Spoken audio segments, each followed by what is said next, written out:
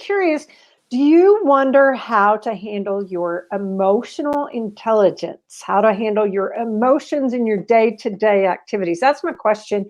Please type in the comments if you have specific questions related to how you're feeling or emotions or how to combat, or if you have anything specific for Chantelle. And welcome to the Conscious Conversations with Teresa, or Teresa Snyder Show. Welcome, welcome, welcome. Glad to have you here. Thanks. Yeah, so just give us an idea. Introduce yourself if you would, and that way we'll have an idea of who you are and what you do. All right. My name is Chantelle Neufeld. I'm a hypnotherapist. I live in Canada with my 3 daughters.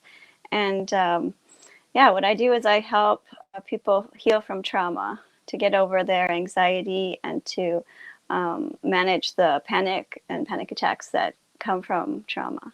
Okay. And so how did you get into hypnotherapy or into this line of work? I was actually homeschooled grades 1 through 12, and that was my main passion, was psychology. So I read everything I could get my hands on. And then when the internet came to be, I read articles and just kept, I don't know, it was mostly a self-education. But about 4 years ago, I decided on like a specific path, and that was to be a hypnotherapist, because a hypnotherapist is able to access the subconscious mind, and the subconscious mind is where everything is that needs to be healed, and it's like just a tool to heal. Whereas talk therapy, it doesn't work so well. Okay, that's a great thing. And I would say that there may be a time and a place for talk therapy. Oh yeah, for sure. For sure. I'm not dissing talk therapy. No, I'm just no, saying no. you can get fast results with hypnotherapy. Okay, great. And let's just dive into what exactly is hypnotherapy, and what is it? What does it mean for just the kind of the lay public to have a better understanding of your subconscious is really running the show? So hypnotherapy and the subconscious, what are those two things and how do they work in your day-to-day life? That's a lot of questions. There we go. Okay, well, let's just start with hypnotherapy. Okay. Hypnotherapy is nothing like a stage hypnosis show. Just to clear that up. And that would be, I would imagine, a common misconception. Number one thing. They're like, oh, you're the funny girl that has them dancing with popcorn for live TV. No, it's totally something different. Yeah. So if you've ever done a meditation, a guided visualization, like on YouTube or something, that's what I do. So all of my appointments are online. And so my clients either choose a comfortable chair where they can sort of lay back and rest their head, or sometimes they lay on their couch or their bed, wherever they can get comfortable, wherever I can still see their face to see, how they're doing emotionally through the process. And they talk to me through the whole thing. It's just that their brainwave state is slowed down. It's kind of like, right before you go to sleep and your partner comes in and says, hey, are you still awake? And you're like, oh, I was just, I was almost asleep. Yeah, it's that state. So you could still talk and be aware of things, but you're very focused on what's inside. Does that make sense? Yes, it does. It makes sense. And so everyone is in this state every day, like when they watch TV or when they drive sort of on autopilot, or when they read a book, or when they go to sleep, when they wake up, they're in that same brainwave state that they're in during hypnotherapy. Okay, great. And that would be just, I'm sure, very typical question. People are like, ooh, what is it kind of woo-woo, or is it something that goes on in Vegas? And that's, yes, for that particular genre, yet this is totally something different. And so I'm going to say, for me, I'm a pretty high energy person in general. And so to find that space of literally sitting down and meditating. So what kind of advice do you have for people when they resist just even the hypnotherapy as a whole, or meditation? Well, that's a big thing to talk about. But let's just start with the meditation piece. Okay. I'm very ADD.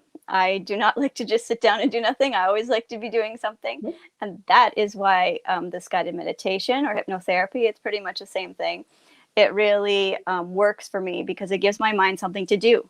it gives the monkey mind something to visualize, like walk down a path. Oh, I can do that, like visualize this color, or, you know, just stuff like that, because the subconscious mind works in metaphors and colors and symbols.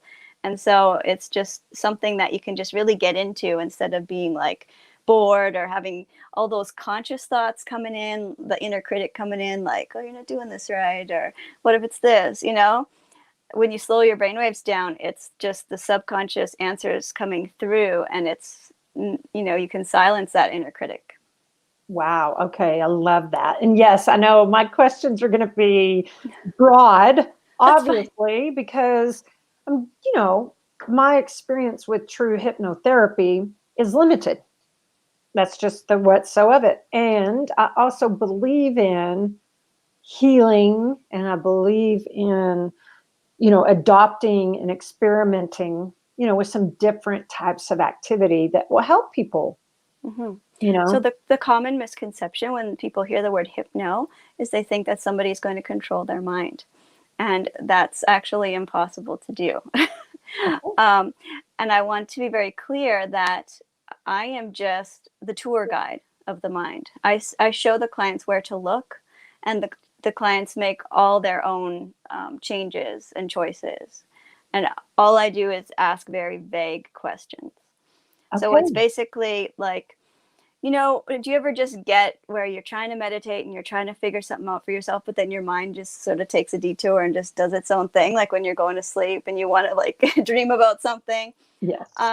Yeah, so I'm just the guide that gets the person back on track of where they want to go, what to look at, it's kind of like walking through a cave and just having that guide, having that flashlight to know where to look and what to do when you get to something that you want to change. Okay, great. Well, let's say, can we use an example?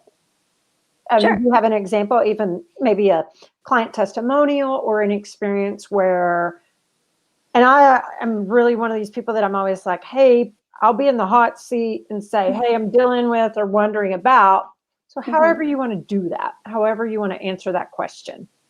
Well, I don't think we have enough time today to like do a whole Oh, process no, with that's you, right, right. because And that's okay it's because I like don't know. a 1 to 2 hour process. Wow. Did y'all Um, know that? You guys that are watching, did you know that? Yet I would imagine that it would be because you got to get to that state. yeah. Well, it doesn't take that long to get to that state. You just need to like imagine that you're in a beautiful place somewhere. Well, like just right now, close your eyes. Okay. Picture an apple. Okay. What color is the apple? Green. Okay. And is there any distinguishing features about it? It's really shiny. Okay. And just take a bite, crunch down into that apple. What is it like? Describe it. It's very juicy, Hmm. crisp. It's a very Crisp. crisp Awesome. apple. Yeah. Okay. Open your eyes again. Okay. Okay. So you were just in hypnosis because you're using your imagination. All of those answers came from your subconscious mind. You were creating them, right? Yeah. Like there was no apple, obviously, but in your mind, it was very real. And Wow. so, yeah, it's all about that. You just get the client to close their eyes and imagine something. And then, you can do all sorts of things when you're sort of in dreamland. You can go up above the timeline of your life and you can ask your subconscious mind where the root cause source event was for the issue you're struggling with. You can go back to that time from a disassociated view from way up high Okay. and look at it, and you won't be emotionally disturbed as you would be in talk therapy. I've done a lot of talk therapy myself where I would just cry the whole hour, but this is different because you're disassociated. You don't get caught up in that event and that emotion. You just look at it from a different perspective, kind of like from your wise self now, and you look Mm. at that child. It's mostly before age 7 that you go back to, because that's before age 7, we're in our subconscious mind all the time. And so that's where all the programming is done. And later on in life, we're just living that programming just in different ways, trying to heal those inner child wounds. Does that make Wow. sense? No, it does. It makes so much sense. And I really appreciate that. And Patty Mays is the person I think that connected the two of us. And just to give viewers just a real quick heads up that I'm actually in Texas and Chantelle is are you in Canada today? Yes. Mhm. All right, in Canada. And we're talking about emotional healing, hypnotherapy, and we're also talking about timeline therapy. And so what would, again, layman's terms, what would people, what can you let people know about timeline therapy? Kind of what is it? And I loved your descriptor just then. Yeah, well, that's pretty much what it is. You first put them in a hypnotic state or relaxed state where they're imagining something. Then you go back on their timeline to find the source event. And then you check out the emotion there and you check out what decisions were made there, like what beliefs. Because often as children, we interpret a situation and we come up with oh, that means that so and so didn't love me, or that means that, Mhm. and then we go forward with that belief. And so really looking at that inner child, like that age, and saying what is that belief that I chose, how do I want to reframe that belief, how do I want to change that belief. And so I'm not the one doing the reframing, the client is the one, looking at that and saying, oh, what I could learn about that was my mom was trying her hardest, like Mhm. she was going through a tough time then too, I just didn't see it because I was 3, or whatever.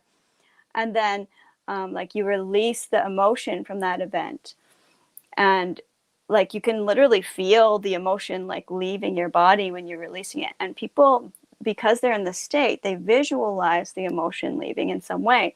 So for some people, they see like this mirror that they're wiping off the fog on this mirror as the emotion is leaving. Mhm. Some people have this big pile of dirt that they have to excavate and shovel and vacuum and just get rid of all the dirt. Like everyone seems to, their subconscious mind comes up with a different representation of letting go of that emotion after they've reframed the belief to what they want it to be. Wow.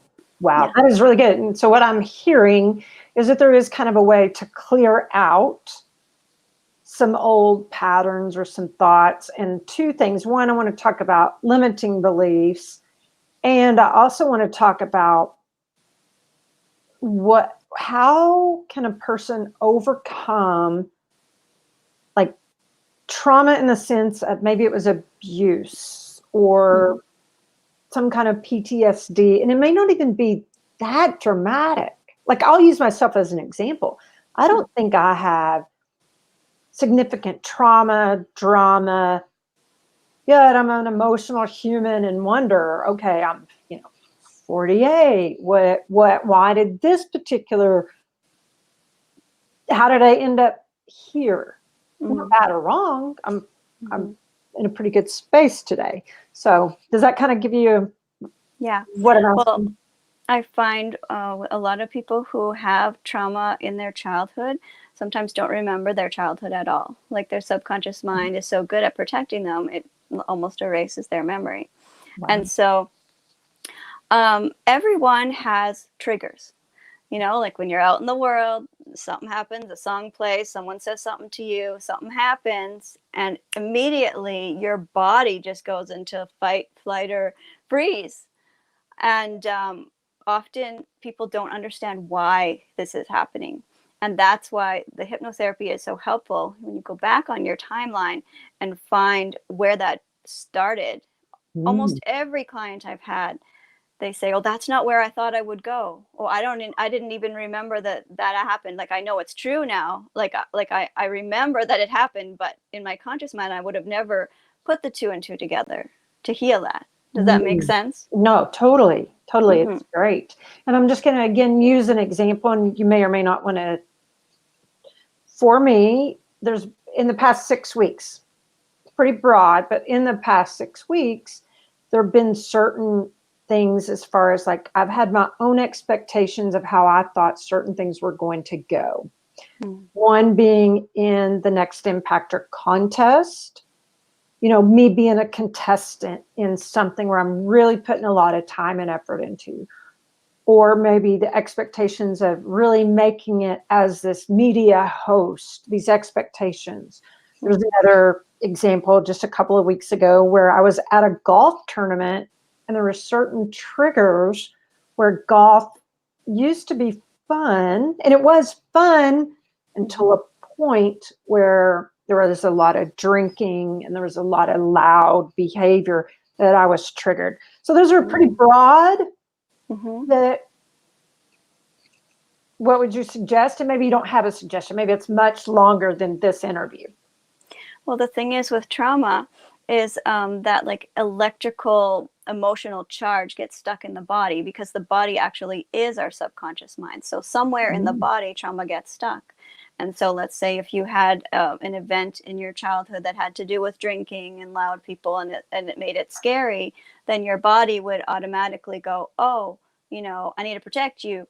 This is a scary thing. Even if it was a safe situation, you consciously knew it was a safe situation, your subconscious mind was like, this is scary, let's go. Wow.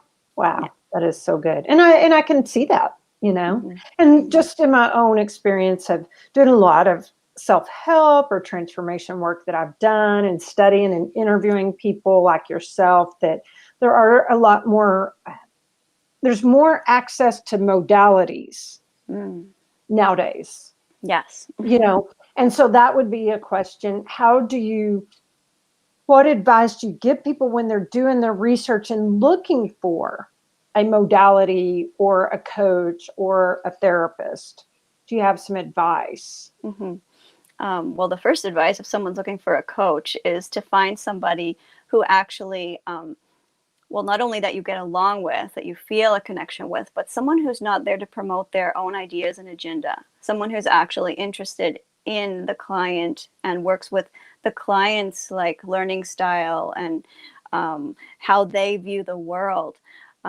Because what works for one person doesn't work for everybody.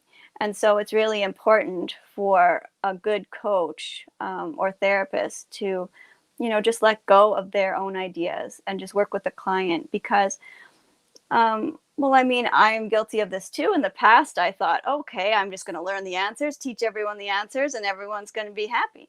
Um, Sure. that's that's not Wouldn't that be great if that's that how it would be is? Like, that I'm would be bottled great. up. You're going to buy my stuff and it's going to work and all your problems are solved and life is good. But here's the thing with people. We have our own belief system that came from our childhood. And whether it be religious beliefs, whether it be other beliefs, that's pretty much set, political, whatever. It's pretty much set. Like what other people say to you, coaches, counselors, whatever they say to you, that's not going to change your mind. Mhm. The only thing that's going to change your mind is you actually thinking through some things and, um, like discovering it for yourself, like talking it through yourself and being like having that aha moment for yourself. You know what I mean? Yeah, Like the coach can't be like, okay, here's your aha moment. Okay, you yeah, got it. Okay, now you're good. No, exactly. that's not the way it Exactly. works. Well, and just today, for an example, is that I spoke at a lunch and it was for a group of, it happened to be like a diabetic education support group. And they Mhm. just wanted someone to speak, about maybe some healthy options or choices, how to shop at the grocery store. Pretty, in my mind, somewhat basic. Yet the questions that came up is, I know to buy healthy food. Mhm. Like, I know the formula. Mhm. But it's when I get home and my spouse is grumpy and these triggers happen. So it definitely makes sense. I get it. I'm like, Mhm. yes, whenever I've had a really stressful day, I really want to eat a gallon of ice cream, like, In or the whatever. morning, yeah, in the morning it's a lot easier, right? Because we have energy in the morning because we've just slept. But by the end of the day, especially if you have a 9 to 5 job, that energy is drained and Yeah. like you're running on your subconscious like 100%. You're just like, where's the couch? Where's the easiest thing I can eat? And where's my TV so I can, get hypnotized so I don't have to be in my life right now. Oh, that is really, really good. I mean, I get it. Yeah, I it's love human. that. I Yeah. love that. And I love, that morning routine, like our body is freshly energized in the morning and all of those things, morning. And I love that you said we escape, or I put that word there. We No, we escape, do. We do. We have right? distractions and Yes, and we escape. and Yeah. we escape. And so, this is a great conversation. And if people want to find out more or work with you or have more questions for you, how might they find you? Oh, they can find me on Facebook. My page is called Mindful Regeneration. They can find me online. My website is www.chantellen.com. Where else? I'm everywhere online. So just Okay, great. Google me, you'll find me, message Great. me, we'll talk. Great. That's awesome. And I always like to ask the guests that are on the show, what, Chantelle, would you like to be acknowledged for today? And I would love to acknowledge you. Oh my gosh. Well, no one's ever said that I before. know. That's why I love the question. I guess I'd like to be acknowledged for raising 3 kind humans. It's not the easiest thing to do. Wow. That is But yeah, great. like to try and be to do it all, to wear all the hats, Mhm. uh, you know, to do the chores and the child rearing and make money and all those things, help people. Wow. It's a juggling act. Yes, yes, great. So, Chantelle, first I want to acknowledge you for being here, taking time out of your day to have this conversation, to make the audience or anyone that sees this, even if it's one person, have an idea that there are solutions. There is hope. There is help, there is hope. Mm-hmm. So, first of all, thank you for that, and thank you for your generosity and humility today. And I also want to acknowledge you for being a mom, that's an extraordinary job, and that you have 3 women, 3 girls, 3 humans, 3 teenagers, and you're wearing a lot of different hats, and you're also being a resource for your clients and giving them hope and also paving the way for your 3 girls. So thank you, thank you, thank you for that. I You're appreciate you welcome. being here, and I enjoyed our conversation. Yeah, me too. Yay. Okay, so my name is Teresa Snutter. I am in Texas today. Chantelle is in Canada, and we've just been talking about subconscious mind, hypnosis, different modalities. And I appreciate everyone that's watched. And I will be back tomorrow with an amazing guest that I want everyone to know that this guy is a videographer for the television show The Deadliest Catch. Ooh. Wow. He does some really amazing adventure filming and some really crazy adventure type things. And he has recently written a book that will be at 2 p.m. Central Standard Time tomorrow on Facebook, YouTube, and other channels as well. So everyone go out, make it a great day, do something great, and acknowledge someone if you haven't yet. And we will all see you again tomorrow. Bye-bye. Thanks. Bye.